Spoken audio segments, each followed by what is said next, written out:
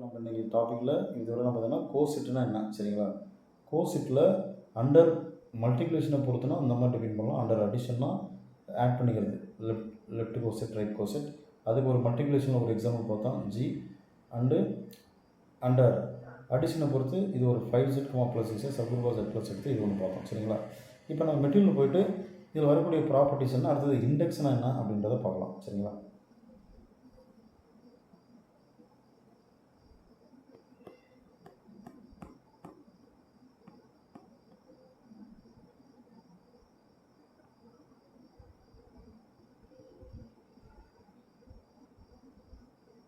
பாருங்க,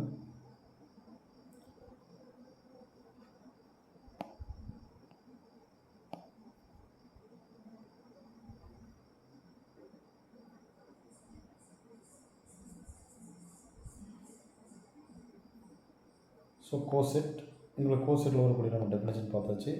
இதனுடைய ப்ராப்பர்ட்டிஸ் பாருங்கள். ஃபஸ்ட் ப்ராப்பர்ட்டி, இந்த group G for any a belongs to G, அதாவது ஜியில் எந்த ஒரு எலமெண்ட் எடுத்துக்கினாலும் த ரைட் கோசெட் ஹெச்ஏவை நம்ம எப்படி எழுதலாம்னா it's nothing but set of all elements in G.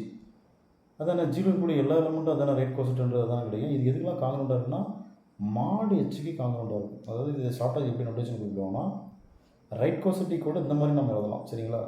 அதாவது ஜி இருக்கிற எலமெண்ட்டு தான் ஹெச்ஏன்றது மல்டிப்ளை பண்ணோன்னா ஜி இருக்கிற எலமெண்ட்லாம் நமக்கு கிடைக்கும். எந்த மாதிரி இருக்கும் அந்த எலமெண்ட்லாம்னா, இந்த வரக்கூடிய இந்த எக்ஸ் என்ற எலமெண்ட்டு நீங்கள் எடுக்கக்கூடிய ஏன்ற எலமெண்ட் எடுக்கிறீங்க இல்லையா, எந்த எலமெண்ட் ஜின்னு எடுத்துக்கினாலும் அந்த ஏவோட ஒரு மாடு ஹெச்சுக்கு காங்கிரண்டாக இருக்கும். விச் மீன்ஸ் என்னன்னா ஏ எக்ஸ் இன்வர்ஸ், இங்கே வரக்கூடிய ஏ இதனோட இன்வர்ஸ் ரெண்டு மல்டிப்ளை பண்ணிங்கன்னா ஹெச்சில் இருக்கும். அவ்வளோதான், இது ஜஸ்ட் ப்ராப்பர்ட்டி தான். அடுத்து வரக்கூடிய முக்கியமான ப்ராப்பர்ட்டி, இதில் வந்து கட்டாயம் ஒரு கேள்வி உண்டு. என்னென்னு பாருங்கள், நம்ம என்ன சொன்னோம், there is a 1-to-1 correspondence between any two right cosets of H in a group G. 1-to-1 correspondence அப்படின்னா இட்ஸ் நத்திங் பட் பைஜெக்ஷன். அதாவது 1-to-1 அண்டு on-to. நிறைய பேர் 1-to-1 correspondence 1-to-1 தான் நினச்சிருப்பாங்க. கண்டிப்பாக கிடையாது. 1-to-1 correspondence பைஜெக்ஷன் சரிங்களா? அடுத்தது any two right cosets of H in G.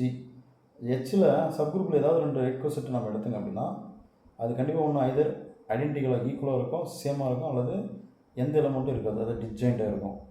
அடுத்து union of all left cosets is nothing but G. Let G be group H be subgroup of G and S be the set of all distinct right cosets of H in G. T be the set of all left cosets H in G அப்படின்னா அந்த ரெண்டுக்கும் இடையே நமக்கு என்ன இருக்கும், 1-to-1 mapping இருக்கும் சரிங்களா? Okay, இப்போ index of the subgroup அப்படின்னா என்ன? ஒன்றும் இல்லை, ஒரு குரூப் எடுத்துக்கிறோம், இன்னொரு சப் குரூப் எடுத்துக்கிறோம். சப் குரூப்பை பேஸ் பண்ணி தான் நம்ம என்ன சொல்ல போகிறோம், கோசெட் டிஃபைன் பண்ணுறோம். அந்த ரைட் கோசெட் அல்லது லெஃப்ட் கோசெட்டில் எத்தனை ரைட் கோசெட் இருக்கும் அப்படின்னு கண்டுபிடிக்கிறது ஒரு ஜஸ்ட் ஒரு சின்ன ஃபார்முலா. அந்த எத்தனை number of distinct right cosets தான் நம்ம என்ன சொல்கிறோம்னா இண்டெக்ஸ் ஆஃப் ஏ சப் குரூப்னு சொல்கிறோம். ஒரு சப் குரூப்புக்கு எத்தனை ரைட் கோசெட் இருக்கோ அந்த நம்பரை தான் நம்ம இண்டெக்ஸ்னு சொல்கிறோம். ஸோ அதான் பாருங்கள், the index of H in G is nothing but the number of distinct right cosets. ரொம்ப முக்கியமான டிஸ்டிங்க்ட் சரிங்களா? Or left cosets of H in G. இது எப்படி டிஃபைன் பண்ணுறாங்கன்னா நோட்டேஷனில் IGH இப்படி நோட்டேஷன் பண்ணலாம், அல்லது H/G படிக்கிறது சரிங்களா? H/G சரிங்களா? இது மாதிரி number of distinct right cosets. Okay, இதை கண்டுபிடிக்கிறது ஒரு சின்ன ஃபார்முலா பாருங்கள். ரிசல்ட்டு ஜி வந்து ஒரு ஃபைனல் குரூப் அப்படின்னா number of distinct right cosets வேணும் அப்படின்னா order of G order of ஹெச்சில் டிவைட் பண்ணிட்டுனா போகுது. நம்ம முன்னே பார்த்தீங்க இல்லையா, ஜி = 1 -1, +1 I - பார்த்தோம். H = -1, 1. இப்போ பாருங்கள், order of G is nothing but 4, order of H = 2. அப்போ ஆர்டர் ஆஃப் ஜிக்கு ஆர்டர் அப்படின்னா 2 வந்துடும் இல்லைங்களா? அப்போ இதுக்கு எத்தனை டிஸ்டிங்க்ட் லெஃப்ட் கோசெட் இருக்குன்னா 2 தான் இருக்கும் சரிங்களா? ஏன் அப்படின்னா நம்ம முன்னே பார்த்தோம் I × 1 × H போட்டோம்னா -1 + 1, I × H போட்டோம்னா -I + I, இது ரெண்டு மட்டும் தான் நமக்கு கிடைக்கும் சரிங்களா? அதுதான் order of G by order of H சரிங்களா? அந்த 2 கிடைச்சது.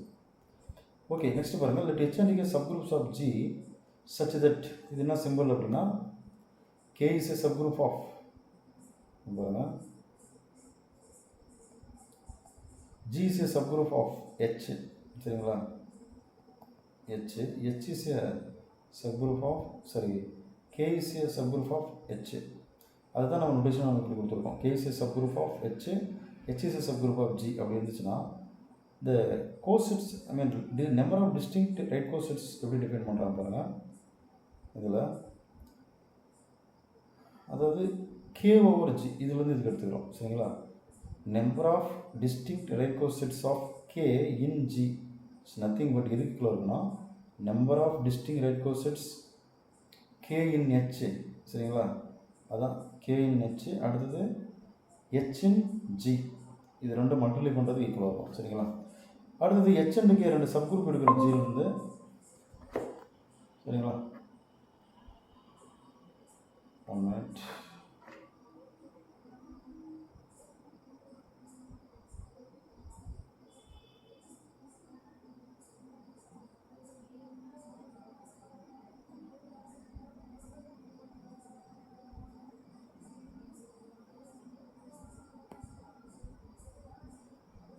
ஓகே, இந்த மாதிரி சப்குரூப் H and K ரெண்டு சப்குரூப் எடுக்கிறோம். Order of H and order of K have no common divisors, then H and S and K equal to adding சரிங்களா.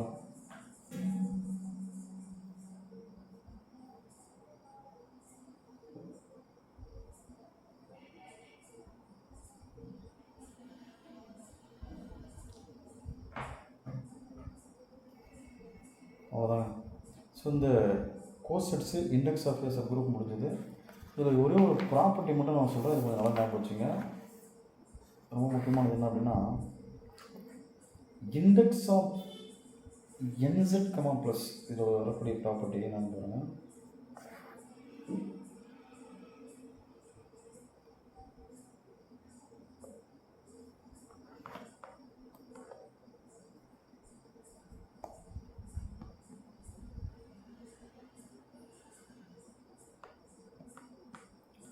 சரிங்களா. Index of NZ, plus நம்ம முன்ன 5Z பார்த்தீங்க இல்லையா. அப்போ இதில் எத்தனை இண்டெக்ஸ் இருக்கும், I mean number of distinct left coset right coset இருக்குன்னா NZ, plus in Z, plus nothing but is equal to N சரிங்களா. அப்போ முன்னாடியே பார்த்தோம் இண்டெக்ஸ் ஆஃப் 5Z, ப்ளஸ்னால் நத்திங் பட் எத்தனை இருக்கும், 5 ஈக்குவலாக இருக்கும் சரிங்களா. அதே 4Z, ப்ளஸ்னால் எத்தனை இருக்கும், 4 இருக்கும். அதாவது 4 distinct left coset or right coset, அதே மாதிரி 5 இதுக்கு distinct right coset left coset இருக்கும் சரிங்களா. அதான் சொல்கிறாங்க. அடுத்தது நெக்ஸ்ட் நம்ம நார்மல் சப் குரூப் போயிடலாம் சரிங்களா.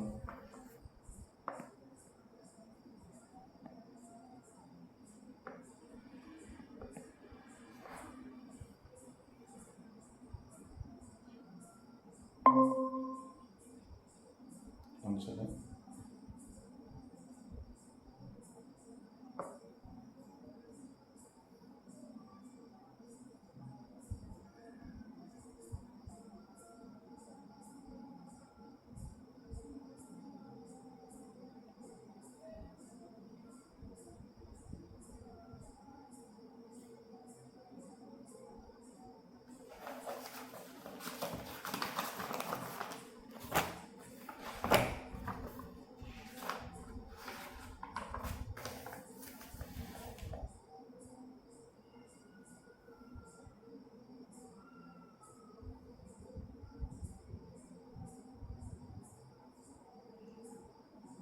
ஃப்ரெண்ட்ஸ்.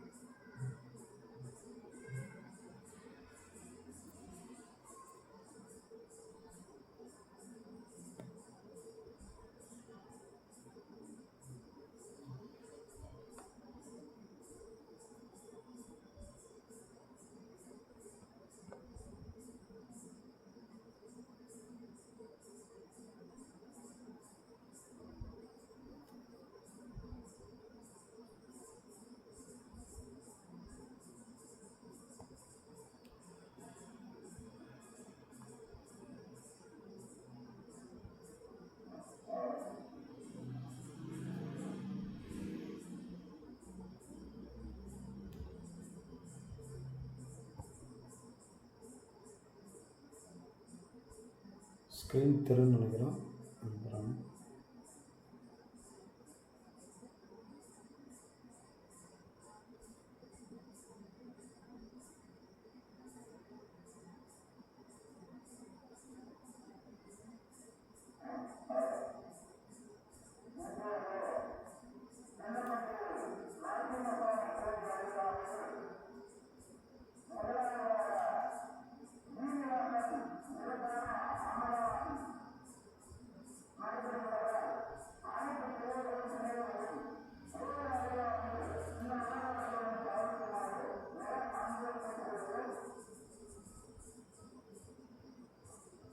ஸோ இப்போ நார்மல் சப்குரூப்னால் ஃபஸ்ட்டு ஒரு டெஃபினேஷன் பார்த்துட்டு அதுக்கப்புறம் வரலாம். சரிங்களா? பாருங்கள்,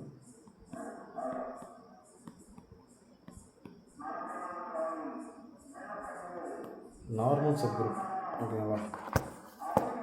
இது ஆக்சுவலாக என்னன்னா அங்கே பாருங்கள், இதுவும் ஒரு டெஃபினேஷன் தான்.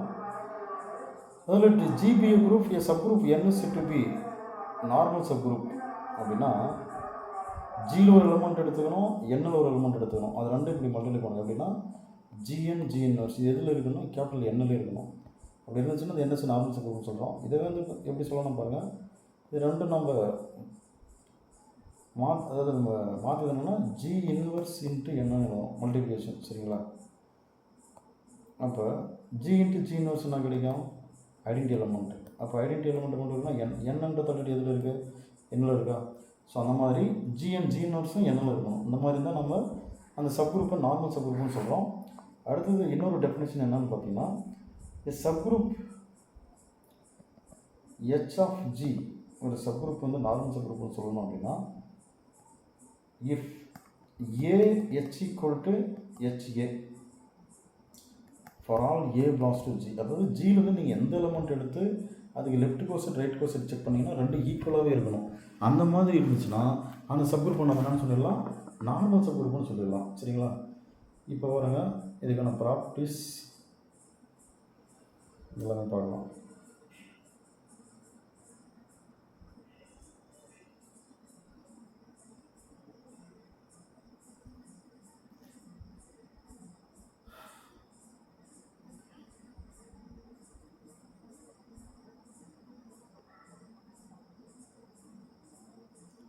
ஓகே, இப்போ இங்கே பாருங்கள், ஈக்குவலன்ட்லி இது எப்படி வேறு டெஃபினேஷன் சொல்லணும்னா equivalently N is normal subgroup of G, GN GN is a proper subset of என்னன்னு நம்ம சொல்லலாம். சரிங்களா?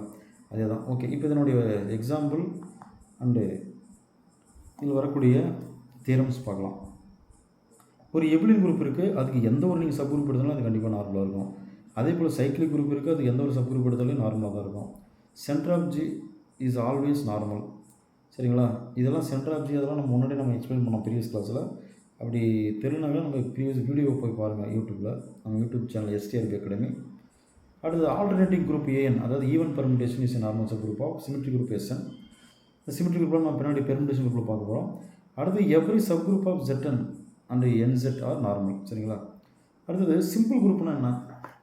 ஒரு குரூப்புக்கு ஐடென்டி எலிமெண்ட்டை தவிர மீதி எந்த ஒரு ப்ராப்பர் நார்மல் சப் குரூப்பும் அது இருக்காது. அந்த மாதிரி ஒரு குரூப் இருந்துச்சுன்னா அதுதான் நம்ம சிம்பிள் குரூப்னுறோம். ஹாமில்டோனியன் குரூப்னா என்ன? இதெல்லாம் ரொம்ப முக்கியமான டெஃபினேஷனுங்க. ஒரு நான் எபிலியன் குரூப் இருக்குது, அதாவது நான் எபிலியன் குரூப் இல்லை, ஒரு நான் எபிலியன் குரூப் இருக்குது.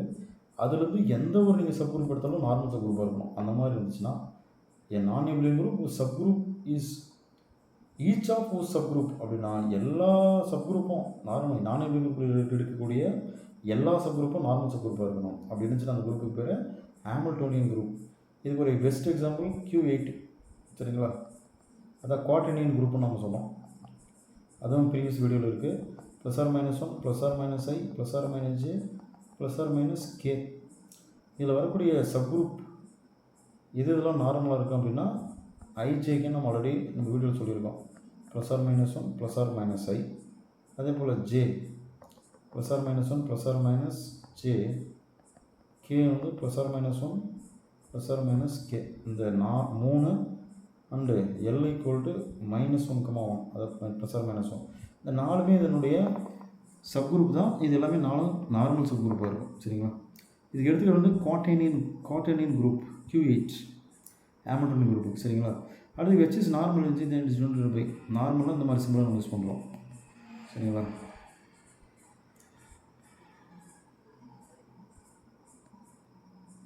ஹெச் இஸ் நார்மல் இன் ஜின்னு அர்த்தம். ஓகே, இதனால தீரம் பாருங்கள். ஒரு subgroup H N is normal subgroup of G அப்படின்னா the product of right cosets is again the right coset of n and g. So ரெண்டு right coset எடுத்து multiply பண்ணோம்னா மறுபடியும் ரைட் கோசெட்டே கிடைக்கணும். அடுத்து சப்குரூப் நார்மல் அப்படின்னா left coset NG is right coset. அதுதான் நம்ம சொன்னது தான். லெஃப்ட் கோசெட்டு ரைட் கோசெட்டு ஈக்குவலாக இருந்தால் தான் அது சப்குரூப்பாக மாறும். சப்குரூப்ன்றது நார்மலாக மாறும். அடுத்து n இஸ் நார்மல் அப்படின்னா சரிங்களா, n இஸ் நார்மல் அப்படின்னா if and only if g and g is equal to n for all g belongs to g. சரிங்களா? அடுத்தது every subgroup of index 2 in g is normal in g. அடுத்தது இங்கே பாருங்கன்னா ஒரு subgroup n எடுத்துக்கிறோம். அந்த எண்ணில் அந்த சப்குரூப் எண்ணுக்கு இண்டெக்ஸ் வந்து 2 தான் இருக்குது. அப்படின்னா ரெண்டு லெஃப்ட் கோசெட்டு ரைட் கோசெட் மட்டும் தான் அதுக்கு இருக்குது. நம்மளால் ஃபார்ம் பண்ண முடியும்னா அது வந்து நார்மலாக இருக்கும். அடுத்து group is exactly one subgroup of given order. ஒரு குரூப்புக்கு ஒரே ஒரு சப்குரூப் தான் நம்மளால் கண்டுபிடிக்க முடியுதுன்னா அது என்ன இருக்கும்? கண்டிப்பாக நார்மல் சப்குரூப் தான் இருக்கும். அடுத்து n is normal subgroup of G, h is subgroup of G. நல்லா புரிஞ்சுக்கணும். n வந்து நார்மல், h வந்து சப்குரூப். நம்மளுடைய multiplication not normal, need not be normal, h is subgroup of G. n and h are normal in G, nh is also normal in G. சரிங்களா? h n ரெண்டுமே normal. அந்த multiplication நார்மலாக தான் இருக்கும். ஆனால் ஒன்று நார்மல் ஒன்று சப்குரூப் அப்படின்னா மல்டிப்ளிகேஷன் வந்து சப்குரூப்பாக மட்டும் தான் இருக்கும். அடுத்தது mn ரெண்டு நார்மல் சப்குரூப் எடுத்துக்கிறோம். இன்டர்செக்ஷன் வந்து பார்த்தீங்கன்னா ஐடென்டி எலமெண்ட் இருக்குது. அப்படின்னா every element of m commutes with every element of n நம்ம சொல்லலாம். சரிங்களா? சொல்ல முடியும். அடுத்தது ரெண்டு நார்மல் சப்குரூப் இன்டர்செக்ஷன் எடுத்தால் நார்மல் சப்குரூப் தான். h is subgroup and n is normal subgroup of g. அப்படின்னா அதனுடைய இன்டர்செக்ஷன் வந்து நார்மல் இன்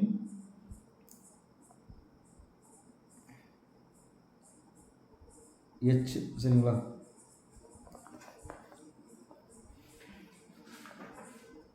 அதனுடைய h இன்டர்செக்ஷன் வந்து normal on h. h intersection is normal on h. சரிங்களா? அதே போல் h intersection NEET not be normal in both n and g ன்னு சொல்லுவாங்க. அடுத்தது இதே போல் h is a subgroup of g.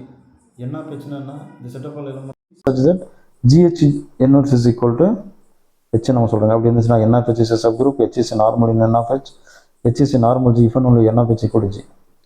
அடுத்து a cyclic subgroup h of g is normal in g, then every subgroup of h is normal in g. இதெல்லாம் வந்து பேசிக் theorems தான். சரிங்களா? Okay, இப்போ நம்ம நெக்ஸ்ட்டாக எதுக்கு போகிறாங்க அப்படின்னா பெர்முடேஷன் குரூப்புக்கு போயிடணும்.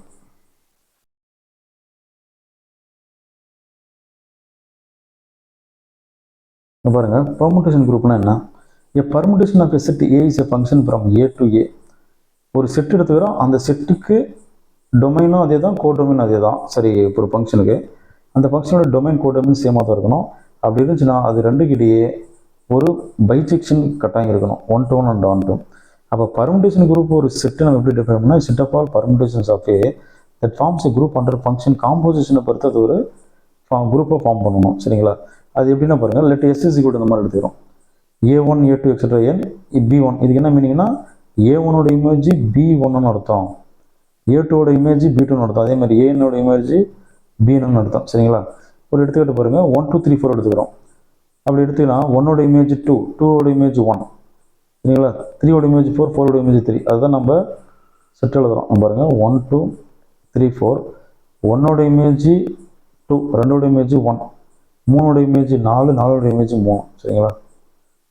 ஸோ அதை வந்து நம்ம நோட்டேஷன் இந்த மாதிரி எழுதுறோங்க. இது வந்து ஒரு பர்முடேஷனை குறிக்குது. S3 அப்படின்னா எனக்கு ஆக்சுவலாக இது வந்து ஒரு எலமெண்ட்டை மட்டும் எழுதுற பாருங்க. 1 2 3னா 1, இது 1 2 3 ஐடென்டி எலமெண்ட்டை குறிக்கும். P2 அப்படின்னா 1 3 2 இந்த மாதிரி சொல்லலாம். 3 அந்த மாதிரி எத்தனை எலமெண்ட் இருக்குன்னா 6 எலமெண்ட் இருக்கும் S3ல். 4ல் வந்து 24 எலமெண்ட்ஸ் இருக்கும். சரிங்களா? Sn is a symmetric group of order n, it has n factorial elements. Snன்றது ஒரு சிமெட்ரிக் குரூப் தான், அது ஒன்றும் இல்லை, பர்முடேஷன் குரூப்பு. அதனுடைய ஆர்டர் n, இந்த n இங்கே குறிப்பிட்ட n தான் ஆர்டர் n. இதில் எத்தனை எலமெண்ட் இருக்குன்னா n ஃபேக்டோரியல் எலமெண்ட்ஸ் இருக்கும். சரிங்களா? ஓகே, இதில் வரக்கூடிய சைக்கிளிக் பர்முடேஷன் என்ன அப்படின்னு பாருங்கள். an expression of the form A1 A2 etc. n is called the cycle of length m. ஒரு சைக்கிள்ன்றது அதாவது இது எப்படி பிரிக்கிறாங்க பாருங்க. 1 goes to 2, 2 goes to 4, 4 goes to 3, 3 goes to 1. எங்கே ஆரம்பிக்கலாம் அங்கேயே முடிக்கணும். அதான் பாருங்க 1 goes to 2 ஃபர்ஸ்ட் இது, அடுத்து 2 goes to 4, அடுத்தது இது, அடுத்தது தேர்டு வந்து 4 goes to 3, அப்போ 4 goes to மறுபடியும் 3 goes to 1, இது ஃபோர்த்து. 3 goes to 1னா மறுபடியும் இதே முடிஞ்சது. எங்கே ஆரம்பிக்கிறோமோ அதுக்கே முடிஞ்சிருச்சுன்னா அது இமேஜ் முடிஞ்சிச்சுன்னா இது ஒரு சைக்கிளை நம்ம எழுதிடலாம். லென்த்து வந்து 4, அதாவது 4 எலிமெண்ட் இருக்கணும். மொத்தம் எத்தனை எலிமெண்ட் இருக்கோ அதுதான் அதனுடைய லென்த்து, அல்லது 4 சைக்கிள் நம்ம சொல்கிறோம். இது வந்து ஒரு சைக்கிளிக் பெர்முடேஷனா அப்படின்னு நம்ம செக் பண்ணணும், ஆன்சர் என்னன்னு பார்க்கணும். சரிங்களா? இங்கே பாருங்கள் 1 goes to 2, இது எப்படி எழுதலாம்? சைக்கிள் டிஸ்ஜாயின்ட் சைக்கிள் எழுத முடியும்னா 1 goes to 2 goes to 1 மறுபடியும் முடிஞ்சிடுது. அடுத்தது 4 goes to 3, 3 goes to 4 இதுவும் முடிஞ்சிடுது. அடுத்து 5 goes to 6, 6 goes to 5. அப்போ இது வந்து சைக்கிளிக் பெர்முடேஷன் கிடையாது. ஏன் கிடையாதுன்னா, அதாவது அந்த பெர்முடேஷன்லேருந்து மொத்தமாக நம்ம எடுத்து எழுதணும். இப்போ இதில் 5 6 என்ன ஆகுதுன்னா ஃபிக்ஸ்டு எலிமெண்ட். இது பேர் என்னன்னா 5 and 6 ஆர், இது பேர் என்ன சொல்லுவாங்கன்னா ஃபிக்ஸ்டு எலிமெண்ட்ஸ். அப்படின்னா என்ன சார்? ஃபிக்ஸ்டு எலிமெண்ட்ஸ்னால் அந்த எலிமெண்ட் இமேஜ் அதே தான். 5 6 ஃபிக்ஸ்டு எலிமெண்ட்டை போயிடுச்சு, மீதி நம்ம இப்படி எழுதிட்டோம். சரிங்களா? அப்போ எல்லா எலிமெண்ட்டும் இதுக்குள்ளே வந்துடுது ஆக்சுவலாக. ஆனால் இங்கே பாருங்கள் ஒரு சைக்கிள் நம்மளால் எழுத முடியல. அந்த மாதிரி ஒரே ஒரு சைக்கிள் நம்மளால் எழுத முடிஞ்சாலும் சைக்கிளிக் பெர்முடேஷன். இந்த மாதிரி 2 3 சைக்கிள் மல்டிபிகேஷன் நம்மளால் எழுத முடிஞ்சா இது இஸ் நாட் சைக்கிளிக் பெர்முடேஷன். அடுத்து டிஸ்ஜாயின்ட் சைக்கிள் என்ன பாருங்கள், 2 சைக்கிள் எடுத்துக்கிறோம். இது செட் டு பி டிஸ்ஜாயின்ட். இது they've no elements in common. Common element 2 கிடையாது, எதுவும் இல்லைன்னா அது டிஸ்ஜாயின்ட் சைக்கிளாக வரும். பாருங்கள் 1 3 5 2 6 8 9 டிஸ்ஜாயின்ட் சைக்கிள்ஸ். சரிங்களா? அடுத்து ஐடென்டி பெர்முடேஷன் என்ன, அதுக்கு அது எலிமெண்ட் மேப் ஆகும். Maps each element of S onto itself. 1க்கு 1 2 2 3 3 அந்த மாதிரி இருந்தால் இது ஐடென்டி பெர்முடேஷன். இன்வெர்ஸ் பெர்முடேஷன்னா இப்போ A1 goes to B1னா B1 goes to A1, இது அப்படி மாற்றி எழுதுறது தான். B1 goes to A1. இப்போ இதுக்கு இன்வெர்ஸ் நம்ம எழுதிருக்கோம் பாருங்கள். 1 2 3 4 5 6 எழுதிட்டோம். அதுக்கு இமேஜ் இதெல்லாம் கொடுத்துட்டாங்க. இது எப்படி இது ஆல்ஃபா இன்வெர்ஸ் மாறுது அப்படின்னா, நீங்கள் கீழேருந்து பார்க்கணும். 1 goes to 2, அப்போ 1 goes to 2 இப்படி எழுதிடணும். 2 goes to என்ன கண்டுபிடிக்கணும்னா இங்கே கீழேருந்து பார்க்கணும். 2 goes to 3, அப்போ 3. அடுத்தது 4க்கு போகணும் இல்லையா? 4 goes to 4 தான். சரி, இங்கே வந்து 3க்கு போகணும். 3 அப்படின்னா கீழேருந்து போகணும். 3 goes to 5. சரிங்களா? அடுத்து 4 goes to 4 தான். அடுத்து 5க்கு பார்த்தோன்னா 5 goes to 6, அப்போ 6 கீழேருந்து போகணும். அடுத்து 6 goes to 1. சரிங்களா? அப்படி இல்லைன்னா நான் உங்களுக்கு இது எழுதியே போடுறேன். இது மெட்டீரியல் பார்க்கும்போது உங்களுக்கு சிலது கன்ஃபியூஸாக கூட இருக்கலாம்.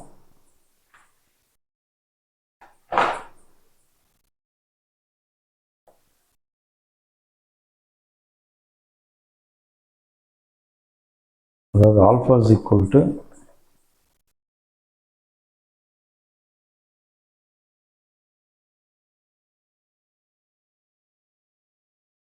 என்னோட இன்வெர்ஸ் வேணும் அப்படின்னா எழுதிட்டு 1 goes to 2. சரிங்களா? அப்போ இப்படி எழுதிடணும். சரிங்களா?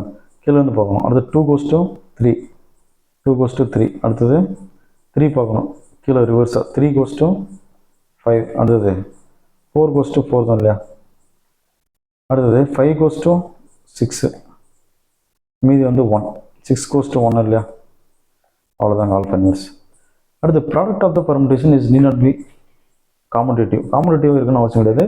ஃபஸ்ட்டு 2 பெர்முடேஷன் எப்படி நம்ம மல்டிப்ளை பண்ணுறதுன்னு பார்க்கலாம். இங்கே பாருங்கள், ஆல்ஃபா 1 2 3 4 2 3 4 1.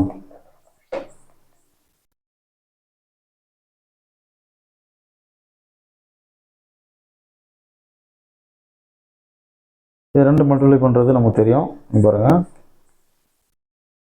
எப்படி மல்டிப்ளை பண்ணுறதுனா 1 goes to 2, இங்கே பார்க்கணும் 2 goes to 4. அடுத்து 2 goes to 3, இதில் வந்து 2 goes to 3 இருக்குது. இங்கே 3 goes to நான் பார்க்கணும். So 3 goes to 2. அடுத்தது 3 goes to 4, 4 goes to 1. அடுத்தது 4 goes to 1, 1 goes to 3. அவ்வளோதான். இது பீட்டா ஆல்ஃபா என்ன வரும்னு பார்க்கலாம். பீட்டா ஆல்ஃபா என்ன வரும் அப்படின்னு பார்த்தோன்னா ரிவர்ஸாக பார்க்கணும். பீட்டா இப்படி பார்க்கணும், பீட்டா டு ஆல்ஃபா. இப்போ 1 goes to 3னா 3 goes to 4. அடுத்தது 2 போகணும். 2 goes to 4, இது 2 goes to 4, 4 goes to 1. அடுத்தது 3க்கு பார்த்தோன்னா 3 goes to 2, இதில் இப்படி பார்க்கணும். 3 goes to 2, அடுத்தது 2 goes to 3. அடுத்தது இதில் எல்லா எலமெண்ட்டும் 2 தான் போகுது. 4 goes to 1, 1 goes to 2. சரிங்களா? இது ரெண்டும் கம்பேர் பண்ணி பாருங்கள். Alpha beta naught equal to beta alpha. சரிங்களா? அதான் காம்படிட்டிவாக சர்ச் ஆகுது. ஆனால் ஆகும் எப்போ அப்படின்னா, ரெண்டு டிஜென்ட் சைக்கிள், இந்த ஆல்ஃபாவும் பீட்டாவும் டிஜென்ட் சைக்கிள் நல்லா எழுத முடிஞ்சிச்சு அப்படின்னா அது ரெண்டு மல்டிபிள் பண்ணிங்கன்னா காம்படிட்டிவாக சர்ச் பண்ணணும். சரிங்களா? அடுத்தது order of the permutation. Order of the பெர்முடேஷன்னா, ஒரு பெர்முடேஷன் கொடுத்துட்டாங்கன்னா அதை வந்து டிஜென்ட் சைக்கிளாக ஃபஸ்ட்டு எழுதிடணும். அதுக்கு எல்சிஎம் எடுத்தீங்க அப்படின்னா, சரிங்களா, அதுதான் அதனுடைய என்ன சொல்கிறாங்கன்னா ஆர்டர் ஆஃப் த பெர்முடேஷன். ஒரு எடுத்துக்கிட்டு பார்க்கலாம். Alpha is equal to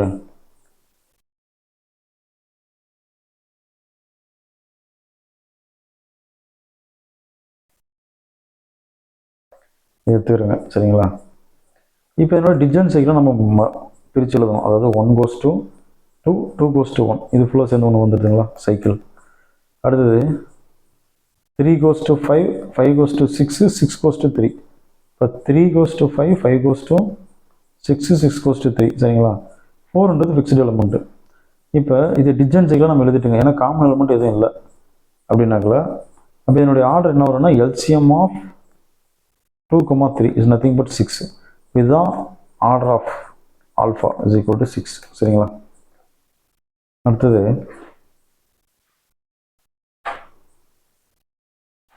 add பெர்முடேஷன்னா, ஈவன் பெர்முடேஷன்னா, டிரான்ஸ்பொசிஷன்னா. டிரான்ஸ்பொசிஷன் அப்படின்னா சரி, மீது நம்ம மெட்டீரியல் பார்த்தாலே நமக்கு கிளியராக புரிஞ்சிடும்.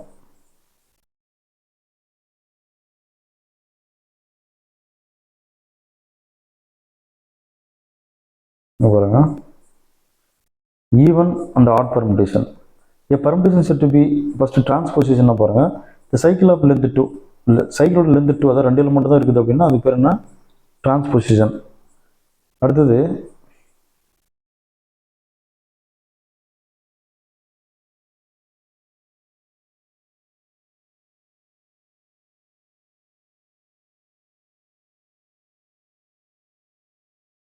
permutation is said to be even permutation if it can be expressed as a product of even number of transpositions, otherwise said to be odd permutation. அதாவது ஒரு சைக்கிளை வந்து டிரான்ஸ்பொசிஷனை பிரித்து எழுதுறாங்க. அந்த டிரான்ஸ்பொசிஷனை பிரித்து எழுதும் போது நம்பர் ஆஃப் டிரான்ஸ்பொசிஷன் ஆடுனா ஆட் பெர்முடேஷன், ஈவன்னா ஈவன் பெர்முடேஷன். இங்கே பாருங்கள், இது வந்து ஃபஸ்ட்டு டிஜென்ட் சைக்கிளை பிரிச்சுங்களா, சைக்கிளை பிரிச்சுட்டு அது இந்த மாதிரி எழுதுகிறோம். 1 goes to 7, அடுத்தது 1 7, அடுத்தது 1 5, 1 3 அப்படி பிரித்து எழுதுகிறோம். இந்த 2 6 2 4ன்னு பிரித்து எழுதுகிறோம். சரியா?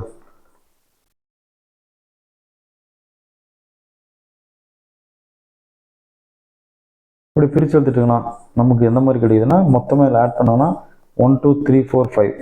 அப்போ 5 ஆட் பெர்முடேஷன் இருக்கு இல்லையா, அதனால இது பேர் வந்து 5 டிரான்ஸ்பொசிஷன்ஸ் இருக்குது.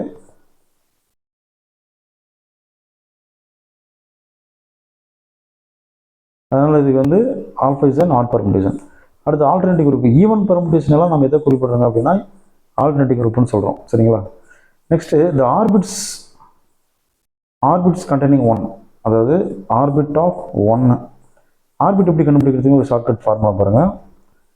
இப்போ சிக்மான்றது இது ஒரு பெர்முடேஷன். ஆர்பிட் ஆஃப் 1 அப்படின்னா 1ல் தொடங்கி மறுபடியும் 1லேயே முடியணும். சரிங்களா? அதெல்லாம் சேர்த்து எழுதணும் பாருங்கள். 1 goes to 5, அடுத்தது 5 goes to 8, அடுத்து 8 goes to 7, 7 goes to 1, 1லேயே முடியுதா? இப்போ 1 goes to 5, 5 goes to 8, 8 goes to 7னா அப்போ இதுதான் ஆர்பிட் ஆஃப் 1. ஆர்பிட் ஆஃப் 2 அப்படின்னா 2ல் ஸ்டார்ட் பண்ணோம். 2 goes to 6, 6 goes to 3, மறுபடியும் 3 goes to 2. சரிங்களா? அவ்வளோதான். ஆர்பிட் ஆஃப் 4 அப்படின்னா 4 goes to 4 தான். அப்போ ஒன்லி 4 மட்டும் தான். அடுத்து இதில் வரக்கூடிய தீரம் பாருங்கள். Every permutation of a finite set can be written as a cycle or product of disjoint cycle எழுத முடியும். அதே போல் the pair of cycle have no entries in common, then அதை பாருங்க டிஜென்ட் இருந்துச்சுன்னா நம்ம ரெண்டுமே வந்து காம்படிட்டிவாக சர்ச் பண்ணுன்றாங்க. அடுத்து even permutation product of 2 cycles in Sn. An is a normal subgroup of Snன்றது நமக்கு தெரியும். அதே போல் இந்த Snல வந்து பார்த்தீங்கன்னா எத்தனை ஈவன் பெர்முடேஷன்னா n ஃபேக்டரியல் எலமெண்ட்ஸ் இருக்கும். அதில் by 2 வந்து ஈவனும் n ஃபேக்டரியல் by 2 வந்து ஆட் பெர்முடேஷன் இருக்கும். Every element in An is a product of n cycle. Sn is non-abelian for n greater than or equal to 3, அதாவது S3 S4 எல்லாமே. Number of conjugate classes in Sn is nothing but p a partition of n. அடுத்தது ஒரு even permutation odd permutation multiply பண்ணால் even permutation தான். ஆனால் even odd even multiply பண்ணால் odd permutation. let p be a prime number in the number of elements x, அதாவது x power p ல prime number போட்டோம்னா identity element கிடைக்கணும். சரிங்களா? அந்த மாதிரி நம்ம குறிப்பிடக்கூடிய எலிமெண்ட் என்ன அப்படின்னு பார்த்தீங்கன்னா, நம்பர் ஆஃப் எலிமெண்ட்ஸ் எத்தனை இருக்கும் அப்படின்னு பார்த்தீங்கன்னா p -1 ஃபேக்டோரியல் ப்ளஸ் 1 இருக்கும். Number of disjoint n cycle in Sn வந்து n-1 ஃபேக்டோரியல். அடுத்தது ஒரு சைக்கிளுக்கு இன்வெர்ஸ் எப்படி எடுக்கிறதுனா அப்படி ரிவர்ஸில் எழுதிக்கணும், அவ்வளோதான். அதாவது 1478னா 8741. சரிங்களா? Inverse of even permutation even தான், இன்வெர்ஸ் ஆஃப் ஆட் தான். Number of r cycle in Sn formula இது. Number of 3 cycles in S5 formula. சரிங்களா? இதெல்லாம் அப்படியே பார்த்துங்க, அவ்வளோதான். ஸோ நீங்கள் நம்ம பார்த்தது coset, normal subgroup and permutation group. சரிங்களா? ஸோ இதெல்லாமே உங்களுக்கு புரிஞ்சிருக்குன்னு நம்புகிறேன். அடுத்தடுத்த வீடியோ நம்ம சேனலை சப்ஸ்கிரைப் பண்ணிக்கங்க. சரிங்களா? மறக்காமல்